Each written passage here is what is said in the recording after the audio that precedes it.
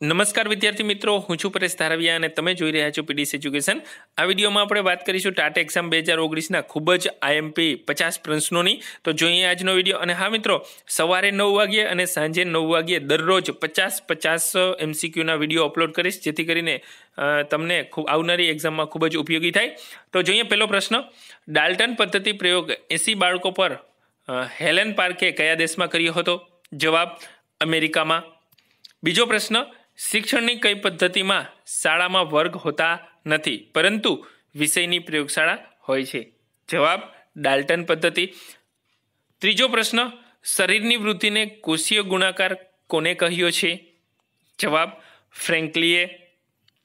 ચોથો પ્રશ્ન, બાળકમાં દાંત નીકળવાની શરૂઆત કયા માસથી થાય છે? તો એ થાય છે 6 માસથી। પાંચમો પ્રશ્ન, મનુષ્યની કઈ અવસ્થામાં હૃદયના ધબકારા અનિયમિત હોય છે? તો જવાબ છે શિશુ અવસ્થામાં। છઠ્ઠો પ્રશ્ન, શિશુના કયા અંગનો વિકાસ ધીમો હોય છે? જવાબ, જાતીય અંગો। સાતમો પ્રશ્ન, કિશોરાવસ્થામાં છોકરાનું વજન કેટલા પાઉન્ડ હોય છે? જવાબ, 48 પાઉન્ડ। આઠમો પ્રશ્ન, કિશોરાવસ્થામાં છોકરીઓનું વજન કેટલા પાઉન્ડ હોય છે? જવાબ, 40 પાઉન્ડ। નવમો પ્રશ્ન, કઈ અવસ્થામાં મસ્તકનો 95% વિકાસ થઈ જાય છે? જવાબ, કિશોરાવસ્થામાં। 10મો પ્રશ્ન, સૌપ્રથમ અભિક્રમિત અધ્યયન આપનાર મનોવૈજ્ઞાનિક કોણ હતા? જવાબ, સ્કિનર। 11મો પ્રશ્ન, પંચપદી પ્રણાલી આપનાર વિદ્વાન કોણ હતા? જવાબ, હર્બર્ટ। 12મો પ્રશ્ન, વિજ્ઞાનમાં ઘનતાની સંકલ્પના કયા પ્રકારની સંકલ્પના છે? જવાબ, સાપેક્ષ સંકલ્પના। 13મો પ્રશ્ન, મોનોલોગ એટલે શું? જવાબ, એક પાત્ર અભિનય, જેને મોનોલોગ કહે છે। 14મો પ્રશ્ન, જોડિયા બાળકોમાં સહસંબંધ ગુણાંકનો માપ કયો હોય છે? જવાબ, 0.90। 15મો પ્રશ્ન, ગંગા જમના યોજનાનો મુખ્ય ઉદ્દેશ્ય કઈ ભાષાની જ્ઞાન પ્રાપ્તિનો છે?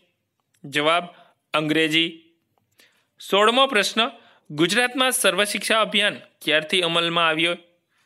જવાબ, ઈસવીસન 2001।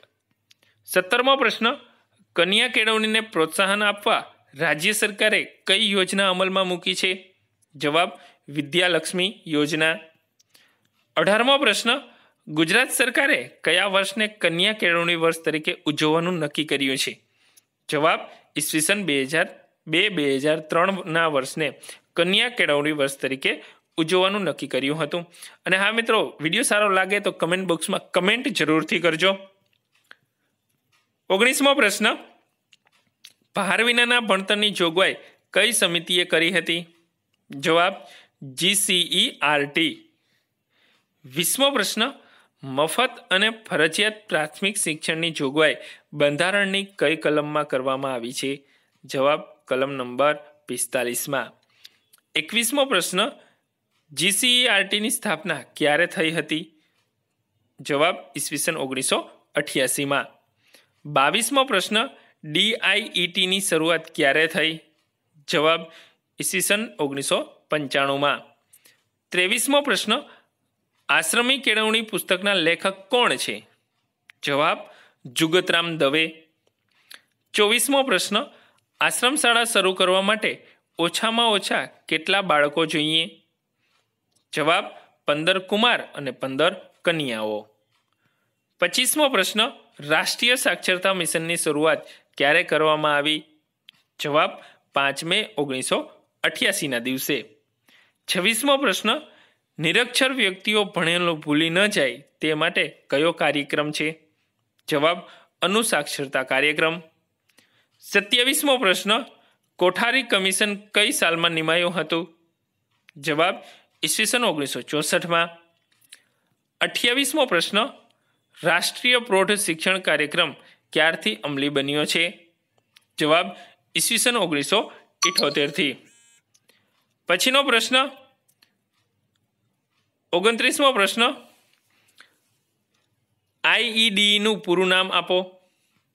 જવાબ, integrated education four disable children, જેને IEDનું પૂરું નામ છે, જે ફૂલ ફોર્મ છે.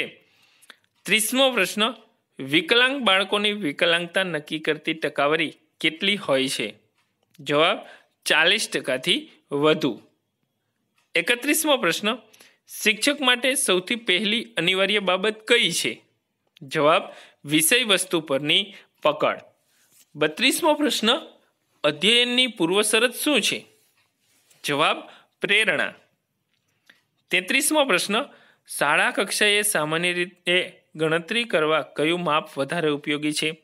જવાબ છે મધ્યક. 34મો પ્રશ્ન, શિક્ષક અને વિદ્યાર્થી વચ્ચે થતો શાબ્દિક વ્યવહાર એટલે શું? જવાબ શિક્ષણ વ્યવહાર. 35મો પ્રશ્ન, એક શાળામાં ધોરણ 1 થી 5 હોય અને શિક્ષકોની સંખ્યા 3 હોય તો તે કઈ શાળા કહેવાય? જવાબ બહુશ્રેણીય શાળા. 36મો પ્રશ્ન, જે શાળામાં જેટલા ધોરણ હોય તેટલા જ શિક્ષકો હોય તો તે શાળાને કઈ શાળા કહેવાય છે? જવાબ સામાન્ય શાળા.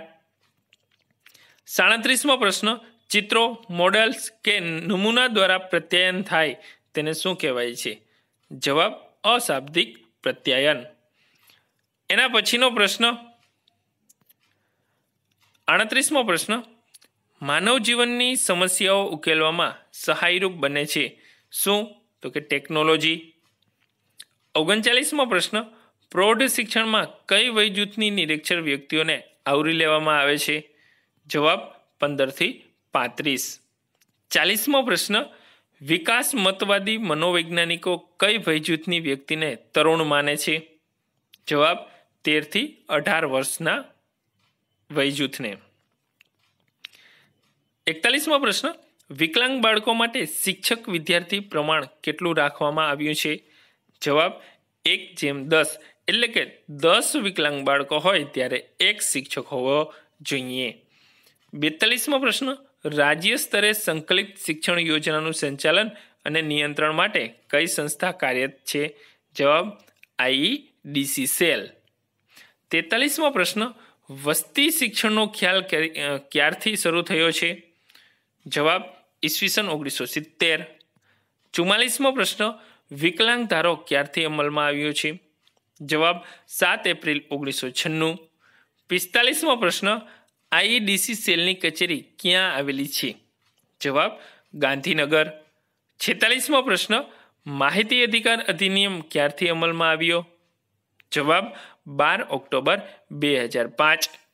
47મો પ્રશ્ન, સર્વ શિક્ષા અભિયાનમાં કઈ વયજૂથના બાળકોને આવરી લેવામાં આવે છે? જવાબ 6 થી 14 વર્ષના બાળકોને. એના પછીનો 48મો પ્રશ્ન, મધ્યાહન ભોજન યોજનાની શરૂઆત ક્યારે થઈ હતી? જવાબ 15 ઓગસ્ટ 1995ના દિવસથી. 49મો પ્રશ્ન, આંતરરાષ્ટ્રીય સાક્ષરતા દિવસ ક્યારે મનાવવામાં આવે છે? જવાબ 8 સપ્ટેમ્બરના દિવસે. અને આ વિડીયોનો છેલ્લો પ્રશ્ન 50મો પ્રશ્ન, કસ્તુરબા ગાંધી બાલિકા વિદ્યાલય કાર્યક્રમની શરૂઆત ક્યારે કરવામાં આવી હતી? તો જવાબ છે ઈસવીસન 2004. તો આ હતા ખૂબ જ અગત્યના 50 MCQ. તો આજનો વિડીયો અહીંયા સુધી રાખી ફરીથી નવા લેક્ચરમાં નવી વાત સાથે મળીશું. ત્યાં સુધી wish you all the best. જય હિન્દ, જય ભારત. અને હા મિત્રો, ફરીથી એકવાર કહું છું, દરરોજ સાંજે અને દરરોજ સવારે એક વિડીયો 50 MCQનો અપલોડ કરીશ, જેથી કરીને આવનારી 27/1/2019ના દિવસે ટાટ એક્ઝામ તમે સહેલાઈથી આપી શકો. તો થેન્ક યુ સો મચ વિદ્યાર્થી મિત્રો. Wish you all the best.